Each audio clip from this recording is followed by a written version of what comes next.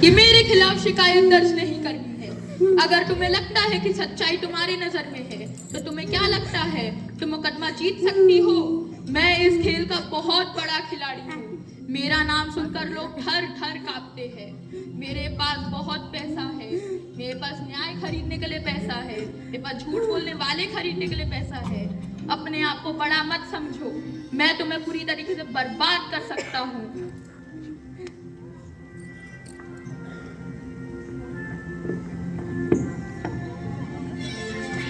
देखिए, आपके मरीज की हालत बहुत ही गंभीर है। हमें इनका जल्द से जल्द ऑपरेशन करना पड़ेगा और इनके ऑपरेशन में कुल 4 लाख रुपए का खर्चा आएगा।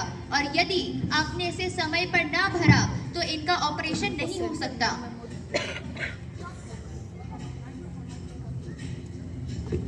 डॉक्टर, कृपया प्रक्रिया शुरू कर दीजिए। मेरे पास अभी सिर्फ 1 लाख रुपए है। बाकी पैसे मैं जल्द से जल्द जुटाने की कोशिश करूंगा।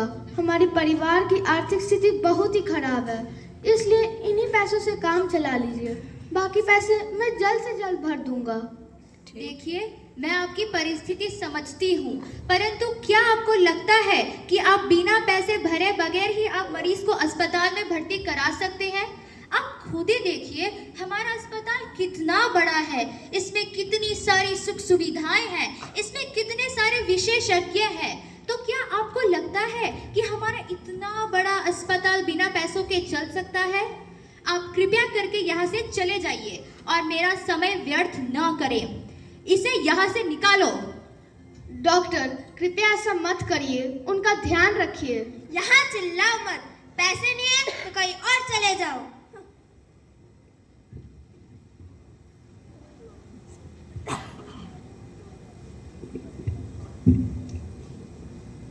पापा पापा, क्या आपको पता है मेरी एक दोस्त है जो पास में रहती है, स्कूल जाने लगी है और वो बताती है कि वहाँ कितना मजा आता है। वहाँ पर वो पढ़ने जाती है। पापा, मैं भी पढ़ने के लिए बहुत उत्सुक हूँ। पापा, मैं भी पढ़ना चाहती हूँ। क्या आप उस स्कूल में मेरा एडमिशन करवा देंगे? मैं वहाँ बहुत खुश रहूँगी, खूब पढ़ूंगी। पापा, क्या आप मेरे लिए यह कर सकते हैं? बेटा, हमारे समाज में लड़कियों को पढ़ने की इजाजत नहीं है। उन्हें सार्वजनिक स्थानों में एवं बाजारों में भी जाने की इजाजत नहीं है। बाकी लोग जा रहे हैं, इसलिए मुझसे मत पूछो। अगर तुम बाहर जाओगी तो बाकी सब लोग मेरे बारे में भला बुरा कहेंगे। अब जाओ यहाँ से। देखो, मम्मी को किचन में मदद करो। नहीं पापा, मुझे स्कूल जाना है। आप जो भी कहेंगे, लेकिन मैं स्कूल जाके रहूंगी। आप मुझे नहीं रोक सकते। अगर अब तुम ज्यादा बोलोगी तो मैं नहीं, मेरे हाथ तुमसे बात करेंगे। जरा मुझे बताओ, तुम्हारी मम्मी ने कितनी पढ़ाई की है? तुम्हारी दादी माँ ने कितनी पढ़ाई की है? कुछ नहीं। अगर तुम बाहर जाके पढ़ने के बारे में बात करोगी तो मैं तुम्हारे पैर तोड़ दूंगा।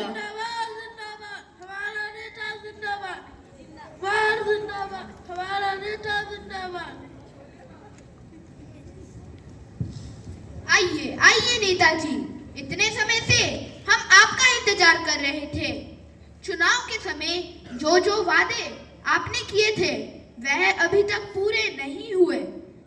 आपको सरकार से हमारे गांव के विकास के लिए पैसे भी मिले, लेकिन अभी हमें यहाँ कोई विकास नहीं दिख रहा। विकास? चुनाव का पैसा? हा हा हा हा हा। तुम लोगों को क्या लगता है कि मैं इस पद पर तुम्हारे वोटों की वजह से आया हूँ? नहीं, मैं इस पद पर इसलिए आया हूँ क्योंकि मैं अलग अलग स्थानों पे जाके अलग अलग लोगों को बहुत सारे पैसे दिए थे। और तुम्हारे गांव का विकास और प्रगति करना मेरा काम नहीं है। और तुम्हारी हिम्मत कैसे हुई मुझसे सवाल पूछने की? सुनो, इन लोगों को यहाँ से बाहर निकाल के फेंक दो। चले जाओ यहाँ से।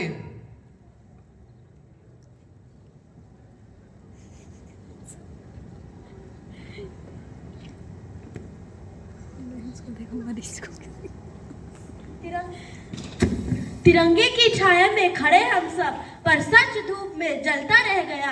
कागजों पे ईमान जिंदा है, फाइलों में देश दबता रह गया। काला बाजारी ने भूख को तोला, नोटों में इंसान बिका। सच बोला जो चुप करा दिया गया, झूठ सत्ता की भाषा बना। घोटालों की गूंज में दब गई शहीदों की कुर्बानी आज, कुर्सी बड़ी हो गई इतनी, छोटे पड़ गए संविधान का काज। मंदिर मस्जिद में उलझा भारत, इंसानियत पीछे छूट गई, नफरत बिकती रही सस्ते में, देशभक्ति महंगी लुट गई।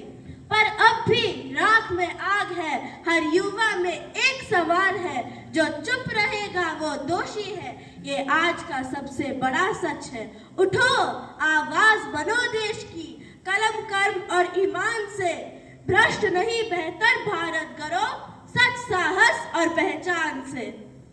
सच अकेला हो सकता है, लेकिन कभी गलत नहीं।